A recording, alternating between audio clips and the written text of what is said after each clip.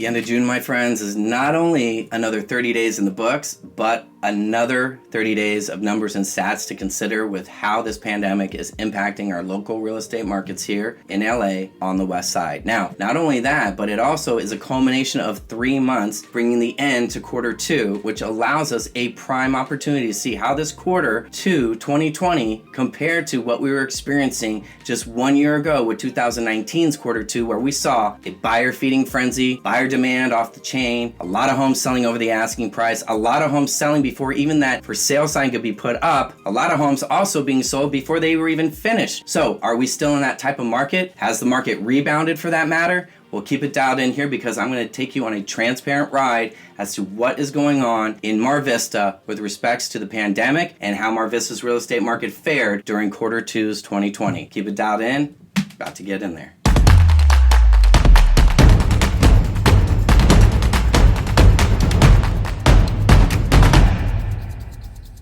What's up guys? It's Eric Haas with eXp in sunny Southern California. Welcome to my channel. If you happen to be joining me for the first time, I'm super stoked to have you with me today. Hope you guys are all staying safe at home, and if you're out and about, wearing that mask for sure. I'm here to keep you dialed in on not only what's going on with this pandemic in our local lives, but also how it's impacting our local real estate markets and tips, tricks, and strategies that you as a buyer, seller, or an investor can be implementing to stay successful in this market or any market for that matter. Now, if you haven't already, my friends, make sure that you like, comment, and smash that subscription button. Ring that little bell because that makes sure that YouTube knows that you're feeling me, you're digging the content I'm providing, and it keeps me motivated to keep finding valuable information to keep delivering to you on a regular basis, twice a week, Monday and Friday. So keep it dialed in here. We're gonna find out what's going on in Mar Vista, quarter two, 2020. Let's check it out. Alrighty guys, as you know, I always like to do a monthly market update whenever a month ends, and June has just come to an end, but it also marks the end of a quarter two for 2020, and I wanted to make sure that we got right into that because I got a lot of people out there saying that the market's rebounded. There's a lot of articles saying that the market's rebounded, so let's just get transparent and see what's going on with the market and seeing if that market rebound is really true or just a bunch of hogwash. So without further ado, Mar Vista 2020 quarter two. Number of sales is actually down 40%. Now, if this was still if the market rebounded already, well, we'd see that number of sales skyrocketing to something more like 68 sold homes as we saw just 1 year ago in quarter two of 2019. So we're down 40% in the number of sold homes in quarter two 2020 at 41.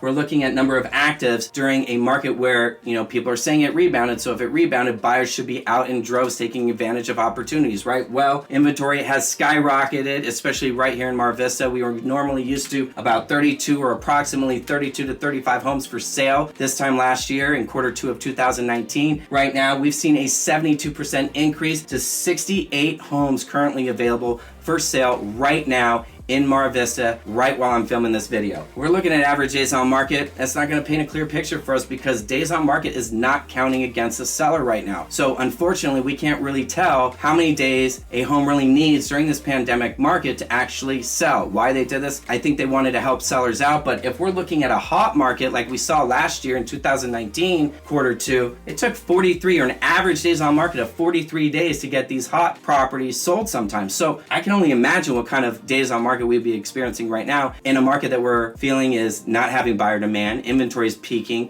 and sales are kind of falling off the chart. Median price is definitely not painting a clear picture whatsoever. I'm sure you're looking at it and going, Eric, but wait, it's up 19% since this time last year. We're at 2.1 million for the median price compared to last year at 1.7 million. And I get it. Let's look down at the total sales volume. For quarter two, 2020, we only had $88.3 million worth of sales volume versus $128 million in quarter two of 2019, which is a 31% drop. So as a result, there's not an influx of inventory to skew off the median price. So as a result of a lower sales volume, you're gonna have a median price that's gonna be higher. So I don't really feel like that's a really good gauge of what the market's doing right now, considering that we have active so extravagantly high at 68 compared to 1 year ago, which is less, almost twice as much as what it was now, and having the number of solds compared to the number of solds just 1 year ago. So obviously there is an impact from this pandemic and the market simply hasn't rebounded quite just yet.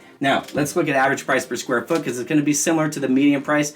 And what you have to understand about it is that it's at $935. It had a slight increase from 914, a 2% to be exact. But again, this is a result of the sales volume being so low compared to the sales volume being so high this time last year in 2019 of quarter two. Now, looking at the average sales price versus the original list price, we have 98% of the homes getting the original asking price versus 99% just 1 year ago. So not a major discrepancy, but again, that's attributable to sales volume again. If we're looking at the number of homes that have actually sold over the asking price, actually have sold at the asking price, and the number of homes that have sold under the asking price, well, that, my friends, is some definitely good information to take note of, because in a rebounding market, we'd see a lot more homes going over the asking price, and conceivably even more so than this time last year. But let's look at it last year. Last year, this time, 2019 quarter two, we had 19 homes going over the asking price. We had 9 homes going right at asking price, and then we had 40 homes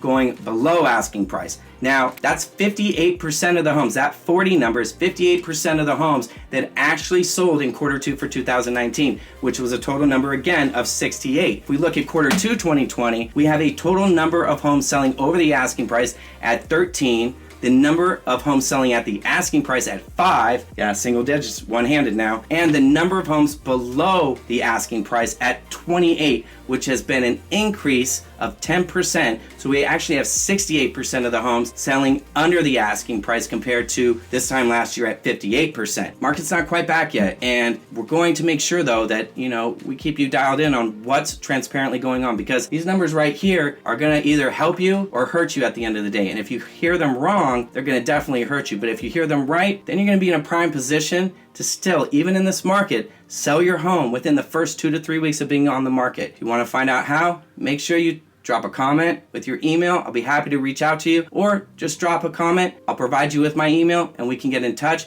because I want to make sure that no matter what market you're experiencing, you're finding success, you're achieving, and in many cases, exceeding your real estate goals. So, hope you found value in the video today. Venice is coming next. Got Santa Monica and Brentwood coming too. So keep it dialed in, because I got value for you. Have a great one. Stay safe, stay at home, wear that mask. Take care.